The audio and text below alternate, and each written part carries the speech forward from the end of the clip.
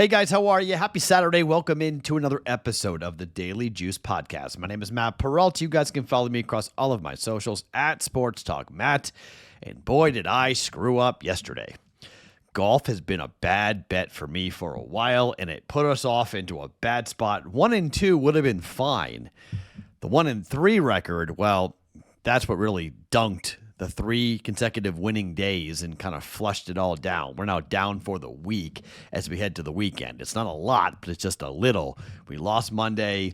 We won basically like 2.7 units Tuesday, Wednesday, Thursday, and that kind of put us up about 2.5 units for the week, and then 3 units down yesterday. Florida State was the easiest bet of the day. That got there, but then Scotty Scheffler, what was that? Yikes. Brewers run line doesn't come through. Finally, a loss. The team lost the game finally. The Brewers, as I thought yesterday, was a principal play. At some point, they were going to lose. And for our Brewers' future, I'm actually not that angry at what's going to happen there. But because maybe your book has already paid you out for your futures bets, but I get paid out in Vegas so after the season's over. So I'll get paid out on Sunday. So I'll make it all back on our futures wagers that will come through the 4-1 mark for futures bets in the regular season, but losing 3 units, Guardians money line, they got smoked. So 1-3 down 3.05 units. So we have to rally here. I've got 5 bets for us here for Saturday. Big card reminder, Discord channel chat, 11 a.m. Eastern time, 8 a.m. Pacific time on the BettingPros Discord channel. It is bettingpros.com/chat. bettingpros.com/chat to join. 8 a.m. Pacific, 11 a.m. Eastern. We'll go over the entire card. It is a monster day. It is a huge day. There's a couple of bets I'm watching that are not going to be official plays that I will tell you about coming up on the Discord chat for other things. If you want even more action or different games, if you don't like some of these bets, you can replace them with other plays that I'm going to make. It is the end of September heading into October. It's really one of the last times you can say the books don't have great data. They're going to have a lot of data after this game, these games coming up here for today. So the numbers will start to tighten up a little bit. So let's try to expand a little bit. And, well, we've had a good month, so we have some wiggle room here as to kind of be a bit aggressive. So 5 plays for us coming today in college football. So before that, let me tell you about our friends at Hard Rock Bet. They are the presenting sponsor of the Daily Juice. If you've tried other sportsbook apps and want you know what's out there, check out Hard Rock Bet and you'll see why it's been top rated. It's here, college football Saturday. You've been waiting for top 25 showdowns. I've got plays on a few of them here. Upset chaos potential. You don't have to just watch the action, get in on it. Sign up with Hard Rock Bet today and place your first $5 bet. And if it wins, you'll get $150 in bonus bets on top of your winnings. Don't sit on the sidelines. Download the Hard Rock Bet app right now. There are new promos every day on Hard Rock Bet, more profit boosts for Sunday games and Monday night. So if you're listening to this later on, just open up the app and check out what you've got for any day of the week. Go and download the Hard Rock Bet app and make your first deposit. Payable in bonus bets, not a cash offer, offered by the Seminole Tribe of Florida in Florida, offered by Seminole Hard Rock Digital LLC in all other states. Must be 21 plus and physically present in Arizona, Colorado, Florida, Illinois, Indiana, New Jersey, Ohio, Tennessee, or Virginia to play. Terms and conditions apply. Concerned about gambling in Florida, call 1-888-ADMIT-IT. In Indiana, if you or someone you know has a gambling problem and wants help, call 1-800-9-WITH-IT. Gambling problem, call 1-800-GAMBLER. In Arizona, Colorado, Illinois, New Jersey, Ohio, Tennessee, and in the state of Virginia. One more little bit of news, and this is something, if you haven't done this yet, this is really cool, okay? NBA basketball is coming, like really fast, okay? The prop bet cheat sheet, I don't need to remind you guys as to what we did last year, okay? With the prop bet cheat sheet, we dismantled the NBA, and 95% of the plays came from the prop bet cheat sheet. So, looking to redo that and duplicate that, but you can also do even more and do your own research. How do you do this? With BettingPros Premium. And what we have with BettingPros Premium is an offer that you should take a look at, okay? 6 months, BettingPros Premium for free. which is basically the entire NBA season. Just make a deposit, place your wager at a partner sportsbook, and you will get BettingPros Premium 6 months for free. Premium gives you access to all the tools, the betting systems, the prop bet cheat sheet, the prop bet analyzer, and more. All the tools you need to attack the NBA and more. Claim your upgrade now by going to bettingpros.com/premium. Make a deposit, and you get 6 months for free of BettingPros Premium. All right, let's get into it. Lots of games to break down. So let's start with Utah. And Utah against West Virginia. I'm not one to lay big numbers on the road. However, Texas Tech and Utah went toe-to-toe for most of the game last week. And then it got ugly in the second half and the fourth quarter. But I still really like this Utah team, and I still really like this Utah defense a lot. West Virginia got a big win over Pitt, but that was a rivalry game in the backyard brawl, okay? A lot of emotion going into that game. After the loss to Ohio, big swing, big opportunity to bounce back and let everyone calm down and give Rich Rod a really big win. Then they go on the road last week as 12-point dogs to Kansas, and they lose by 31 points. We're going to fade West Virginia for a bit, okay? In particular, when it's less than 2 touchdowns against a competent team. Utah went on the road, and they were laying 6.5 to UCLA, and we know how bad UCLA is, but they still won the game by 33 points. That was really impressive. They then went on the road to take on Wyoming. They were laying 24 points, and they still covered, and they won by 25 points. I like Utah here. I think the Utes, this is a sneaky team in the Big 12. Nobody wants to play them because their defense is really tough. Devon Dampier is a guy who is, sure, feast or famine, but he can run. I think the Mountaineer defense is going to have a hard time stopping this Utah offense, and I don't think West Virginia scores very many points at all on this. I'm going to lay the 12.5 points. I know it's a big number. I don't like laying it, but I'm going to do it anyway. Utah, minus 12.5 for 1.1 units. Bet number 2. Let's talk about Arizona and Iowa State. Okay, if I had to pick a side, I would say Iowa State minus 4.5. I would lay it, but the number is a little tricky. I don't love the 4.5 because the Cyclones play so many tight football games, in particular games that are played at home. So 0-3 Arizona so far this year, or 3-0 to the under so far this year for Arizona. 3-1 Iowa State to the under so far this year. Now, most of this has been because Arizona has blown out their opponent. Now, they beat Kansas State 23-17. That total was 56. They beat Weber State 48-3. They beat Hawaii 40-6. So when they're taking on offenses that aren't great, 17-3-6, and I don't think K-State's offense is very good. I liked Arizona's defense a lot last week. I liked Arizona last week. Nice win over Kansas State. Iowa State, on the flip side, took on Iowa. Total was 43. Game went woefully under 16-13, like we had talked about before about these teams in Iowa and Iowa State. But they're also the K-State game over in Ireland, 24-21. That game went under. Against Arkansas State, they won the game 24-16. I'm not in love with Rocco Becht. I don't love him as a quarterback. I just don't really know how potent this offense is. The wide receivers are okay. The running game is kind of blah. I'm not a huge fan of what's going on with Matt Campbell's team. I think they win the game, but I think the total's too heavy. 48.5 is a pretty big total here for these teams. I'm just going to ride it here. 3-0 and 3-1 to the under for both these two teams. Let's take the under. Iowa State, Arizona, under 48.5 for 1.1 units. All right, let's get into one of the bigger games of the weekend. LSU on the road. Top 5 team going to Lane Kiffin and Ole Miss. This number is 2 or 1.5. You can find 2s in Vegas, and there's been some money coming in here on Ole Miss. Brian Kelly is pretty good as an underdog. At LSU, he's 6-5 outright as a dog and 6-5 against the spread as a dog.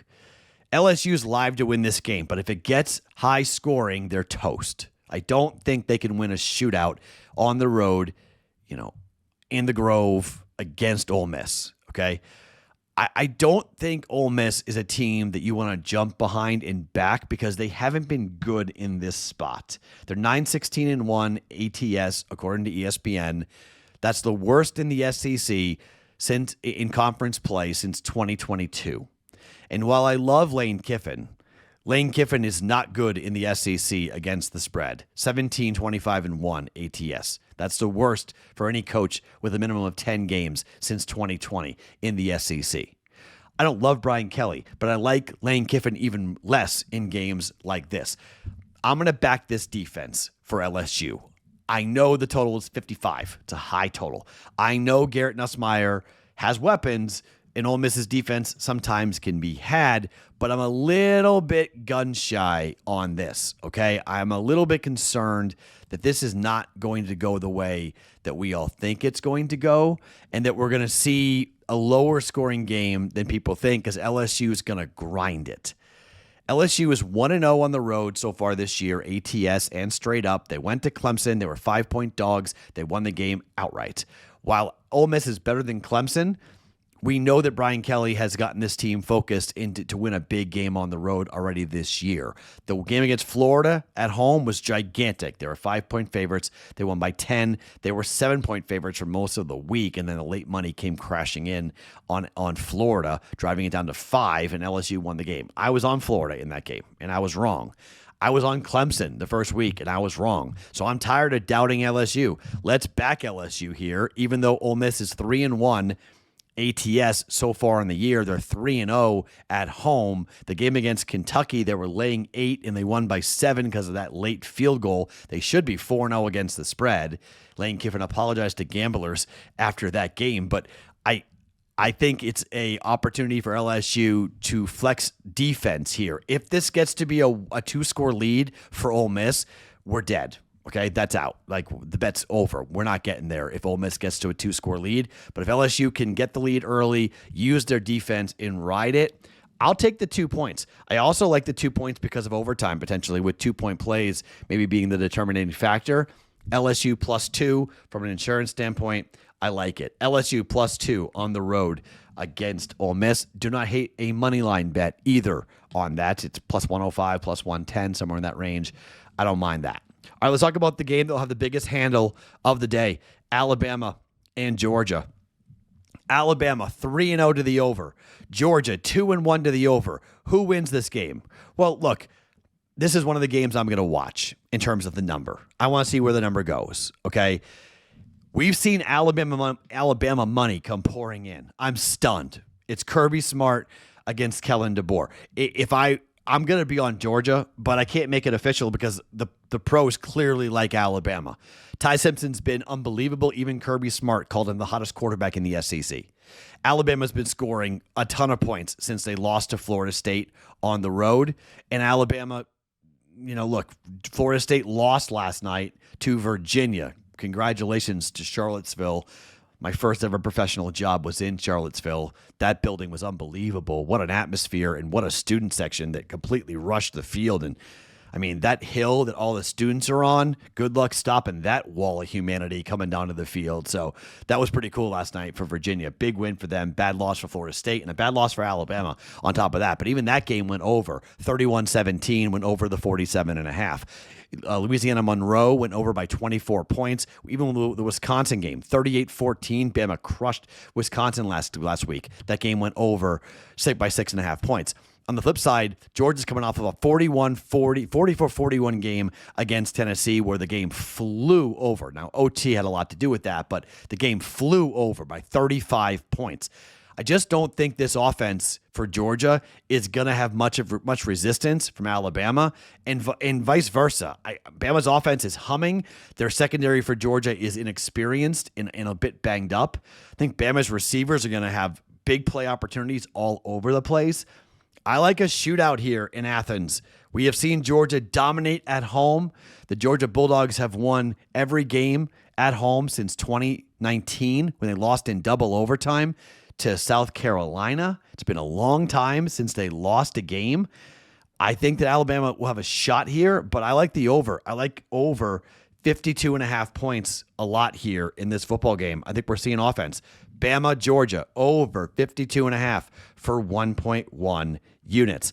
And finally, if you guys know what I've been dealing with this week, if you've been watching my other show or watching some of the times we've talked about it here on the Daily Juice, my co-host on the Bostonian versus the Book passed away on Saturday night, and he was the biggest Penn State fan that I have ever met. He loved Penn State, loved Penn State football. He played club hockey at Penn State. He never saw a national championship for Penn State, and this could be the year for Penn State. This could be it. Penn State has a team. Penn State has a shot with a whiteout night game against Oregon for payback. Now, I don't like the number 3.5, and for a while I was considering taking Oregon at plus 3.5. But I'm pretty concerned about Oregon's ability to move the football against Penn State. And as long as Drew Aller doesn't throw interceptions, and that's a big if because of the pass rush and the pass defense for Oregon is elite. Top 5, top 10 in the country. They're going to get after this offense for Penn State, and they're going to get after Drew Aller.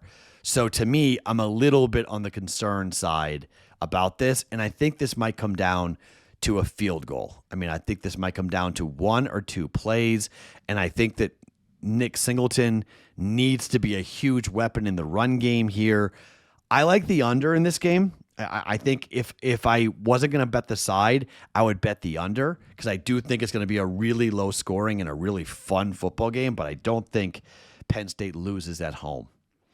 I think James Franklin finds a way, even though he blows these games all the time. He loses these games all the time. I'm going to believe in James Franklin because of the senior-laden and experienced depth of that defense against Oregon, the magic of a whiteout of 105,000, and Dante Moore's first start on the road with Oregon is going to be at Beaver Stadium.